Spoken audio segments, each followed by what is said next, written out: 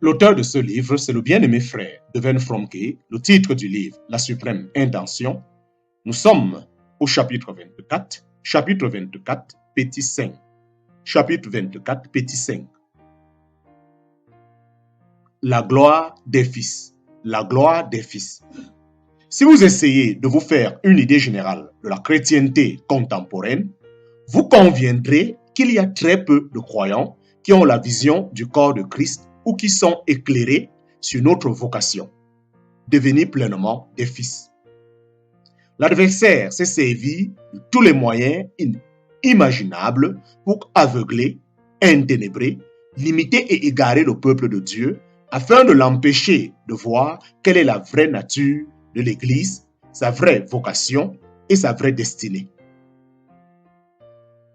Nous devons comprendre que ce n'est pas là une vérité facultative que nous pouvons examiner si nous en avons le temps.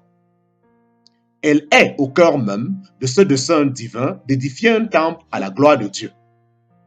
Que de chrétiens ont vaguement entrevu la gloire qui leur est destinée à eux, mais ont été frappés de cécité en ce qui concerne une vie vécue exclusivement pour lui.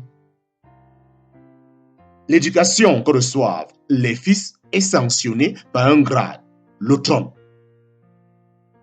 C'est ce que le père de famille noble destinait à son fils quand il voyait venir le jour de sa eustésia, de son adoption. Car c'était ce jour-là qu'il commençait à partager son autorité et son gouvernement avec lui. Et c'est pour cette raison que notre Père a attendu, tandis que l'Esprit nous conduisait dans toute la vérité. Dans son école, nous passions spirituellement de la classe de la première enfance à celle de l'enfance proprement dite, où toutes choses sont faites pour nous. Puis, nous arrivons à un stade où le dessein de Dieu peut être accompli à travers nous. Quand nous sortirons de cette école, toute notre promotion recevra un grade, un diplôme collectif. Nous serions un seul homme nouveau. Et c'est comme tel que nous parviendrons au jour de notre adoption en tant qu'unité organique corporative.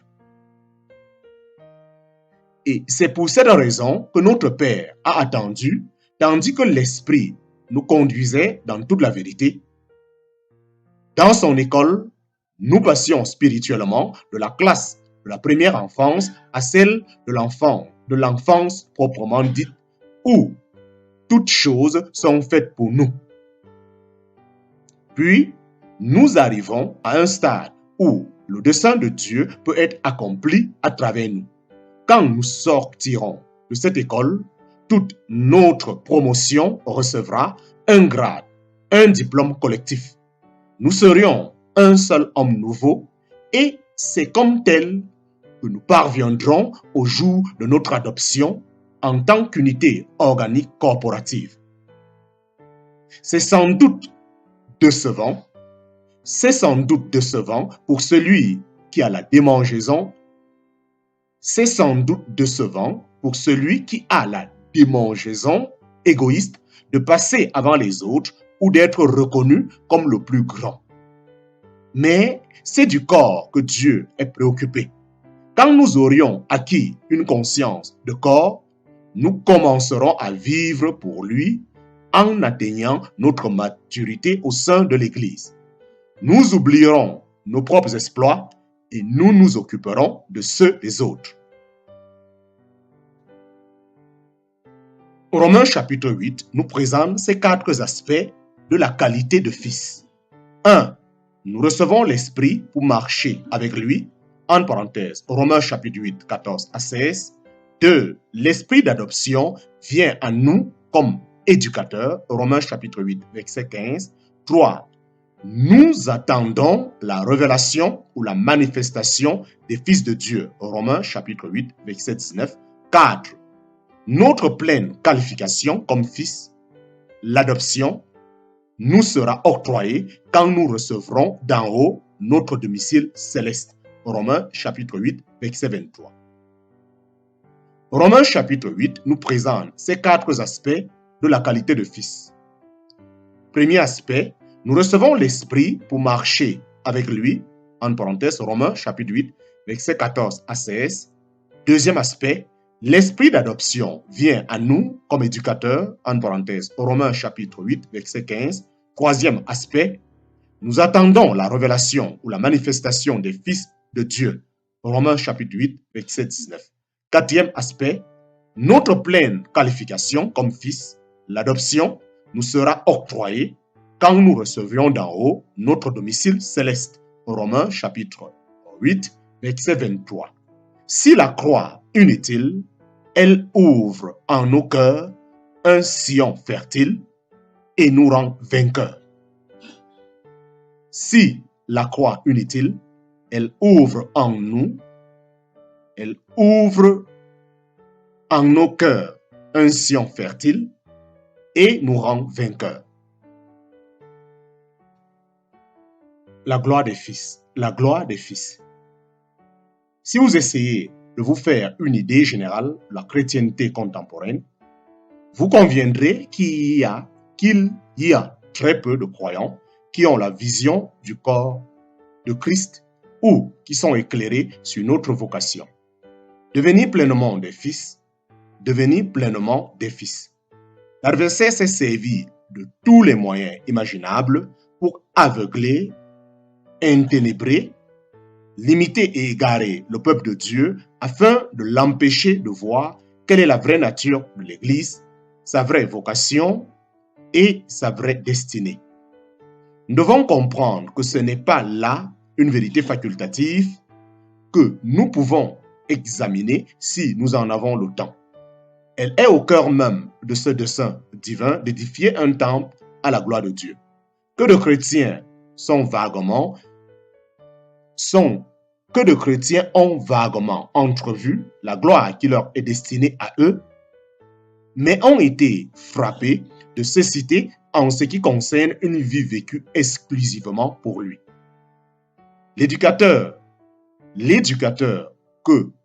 L'éducation que reçoivent des fils est sanctionnée par un grade, le trône. C'est ce que le père de famille noble destinait à son fils quand il voyait venir le jour de sa euthésia, de son adoption. Car c'était ce jour-là qu'il commençait à partager son autorité et son gouvernement avec lui. Et c'est pour cette raison que notre Père a attendu que l'Esprit C'est pour cette raison que notre Père a attendu, tandis que l'Esprit nous conduisait dans toute la vérité. Dans son école, nous passions spirituellement de la classe de la première enfance à celle de l'enfant proprement dite, où toutes choses sont faites pour nous. Puis, nous arrivons à un stade où le dessein de Dieu peut être accompli à travers nous. Quand nous sortirons de cette école, toute notre promotion recevra un grade, un diplôme collectif. Nous serions un seul homme nouveau et c'est comme tel que nous parviendrons au jour de notre adoption en tant qu'unité organique corporative. C'est sans doute décevant pour celui qui a la démangeaison égoïste de passer avant les autres ou d'être reconnu comme le plus grand. Mais c'est du corps que Dieu est préoccupé. Quand nous aurions acquis une conscience de ce corps, nous commencerons à vivre pour lui en attendant notre maturité au sein de l'Église. Nous oublierons nos propres exploits et nous nous occuperons de ceux des autres. Romains chapitre 8 nous présente ces 4 aspects de la qualité de fils. 1. Nous recevons l'Esprit pour marcher avec lui, en parenthèse Romains chapitre 8, versets 14 à 16. 2. L'Esprit d'adoption vient à nous comme éducateur, en parenthèse Romains chapitre 8, verset 15. 3. Nous attendons la révélation ou la manifestation des fils de Dieu. Romains chapitre 8, verset 19. 4. Notre pleine qualification comme fils. L'adoption nous sera octroyée quand nous recevrions d'en haut notre domicile céleste. Romains chapitre 8, verset 23. Fin du chapitre 24. Fin du chapitre 24.